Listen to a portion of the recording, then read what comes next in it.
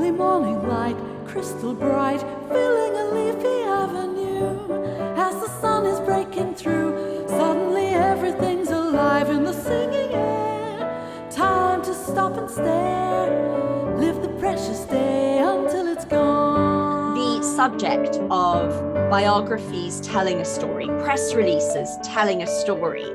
Before I hit record and we were officially on the record, I started telling you it's been fascinating being on this side of not enemy lines, but industry lines, I should say, because I'm now privy to the slew of press releases that come my way daily. And it's a privilege to get to wade through them and get to listen to everything. And I told you I definitely try, even if it's 5 seconds, 10 seconds or longer. But it is interesting just from a literary reading superficial perspective, because you're going to read the press release before, in all likelihood, you click on any links that take you to the audio assets. In reading the press releases, what piques one's interest, what makes you click and say, oh, this might be right up my alley? And you were saying, because obviously these press releases come your way, because everybody wants coverage in some respect, whether it's a gig that's coming up, a performance, whether it's an album they want reviewed, whether it's something they want previewed. And you were telling me a little bit about Catherine Ford's, I hope she won't mind me mentioning her name, Catherine Ford's Monday mail out that goes out to London Jazz contributors. So can you speak a little bit about that on the record? Yeah, absolutely. I mean, I think where with reviewing, what I'm trying to communicate with or trying to be in dialogue with these people's genuine enthusiasms. I mean, just about, all of our reviewers are essentially volunteers. There is an exception to that, but I'll come back to that.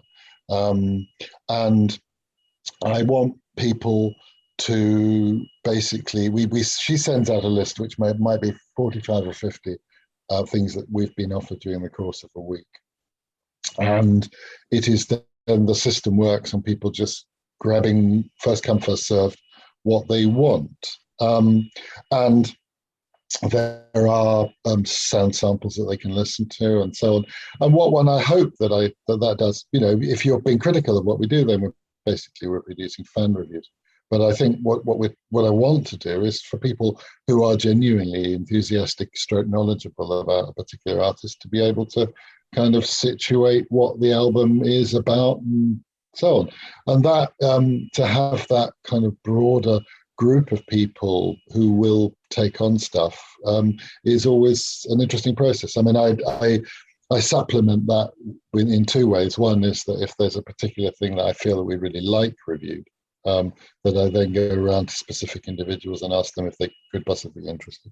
And also, I think there are times, there are musicians that I know, and I think Liam Noble would probably be the prime example of that, who write so well and so knowledgeably that I will occasionally put a small fee into asking a musician to review something, because I think I'm just personally interested in what their perspective might be, what their ears are telling them about stuff, because I think that's part of the kind of ethos of the site is that respect for musicians and what musicians' ears tell them, and I'm pleased to have that variety of voices around.